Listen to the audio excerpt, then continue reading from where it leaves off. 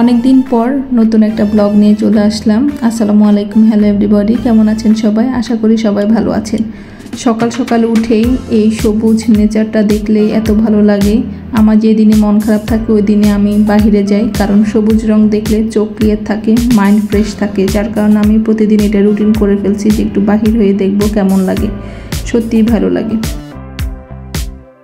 অনেক দিন ধরে বাসায় সবাই বলছিল যে বাসায় একটা পিৎজা বানানোর জন্য।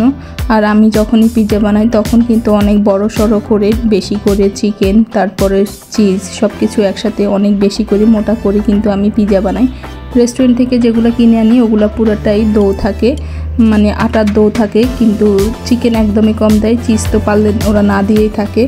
যাই হোক, এই তো আমি বাসায় বানানোর জন্য ডোটাকে রেডি করে নিলাম। এখানে হচ্ছে মেজারমেন্ট কাপের ছোট সাইজের যে স্পুনটা আছে সেটার 1 স্পুন হচ্ছে ইস্ট দিয়েছি, আর বড় সাইজের যে স্পুনটা তার 2 কাপ পরিমাণ হচ্ছে আমি আটা দিয়েছি, বা ময়দাও দেওয়া যাবে, সমস্যা নেই কোনো। এরপর হচ্ছে আমি কাঁচা দুধ দিয়ে এই বেটারটা রেডি করলাম। আমি প্রায় 1 ঘন্টা রেখে দিয়েছিলাম।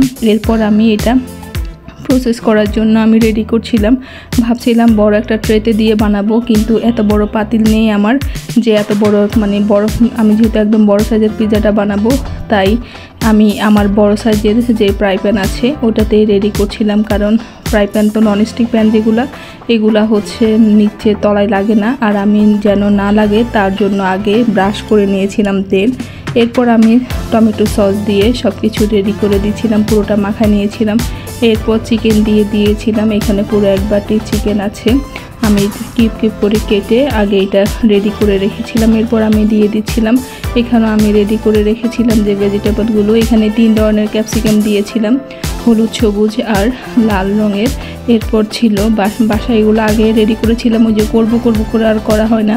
এরপর দিয়ে দিলাম আমি কাঁচা যে পেঁয়াজ, তাও কিউব কিউব করে কেটে দিয়েছিলাম। কাঁচামরিচ দিয়েছি একদম খুবই কম পরিমাণে, মাত্র 4টা কাঁচামরিচ দিয়েছিলাম, কারণ আমার ছোট বেবি যেহেতু আছে ওরা আবার অত বেশি খেতে পারবে না, যার কারণে কম করে দিয়েছিলাম।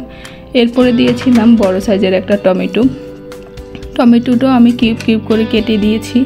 দেওয়ার সিস্টেম হচ্ছে চিকন লম্বা লম্বা করে, বাট দিলে অনেক সময় দেখা যায় পিৎজা টানলে সবগুলো ভেজিটেবল ভিতর থেকে চলে আসে টানার সাথে, এই জন্য আমি ছোট ছোট করে দিয়েছি। এরপর আমি এখানে অলিভ রেডি করছি, অলিভ দিব পিৎজার সাথে যদি অলিভ না দেয় তাহলে আমার কাছে ভালো লাগে না, যার কারণে আমি অলিভ এটা ডিপ করা ছিল। আর এটা বাহিরের অলিভ ছিল, দেশিগুলা হচ্ছে ভিতরে সিড থাকে না, প্রসেস করা থাকে।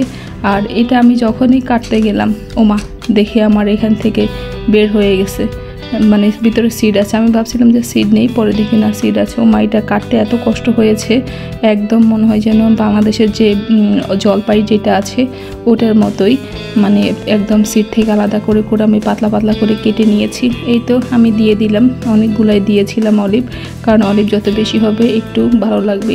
আর পিৎজা কিন্তু একদম স্বাস্থ্যসম্মত, একদম হেলদি খাবার।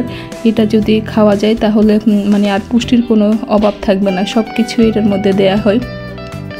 এই তো আমি রেডি করে চুলায় বসিয়ে দিয়েছি, যেহেতু আমি এটা চুলায় বানাবো। ভাবছিলাম ওভেনে দিলে আমার বেশিরভাগ ক্ষেত্রে দেখা যায় তলা পুড়ে যায়, টেম্পারেচার ঠিক মতো হয় না আমার ওভেনটাতে, এই জন্য আর ওভেনে দিই নাই। এরপর আমি চিজটা পরে দিব, আরেকটু হয়ে আসলে, যখন এগুলো একটু সিদ্ধ হয়ে আসবে, অলরেডি সিদ্ধ হয়ে আসছে, আমার রুটিটা ফুলে একদম যে ননস্টিক প্যান আছে ওটা সমান হয়ে গেছে। এটা কিন্তু একদম বড় সাইজের যে প্যানটা, সেটা আমি এরপর দিয়ে দিলাম।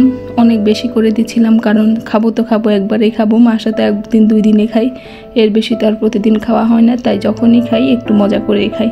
আমি দিয়ে দিচ্ছিলাম সবগুলা। আমি দিচ্ছি এখানে পনির, চিজ, যে মজেরেলা চিজ, সেটা দিলেও কিন্তু অনেক মজা হয়। পনির দিয়ে খেতে আরও মজা, আপনারা যারা খান না একটু খেয়ে দেখেন, এটা যখন একদম মেল্ট হয়ে যাবে খুবই মজা লাগে খেতে।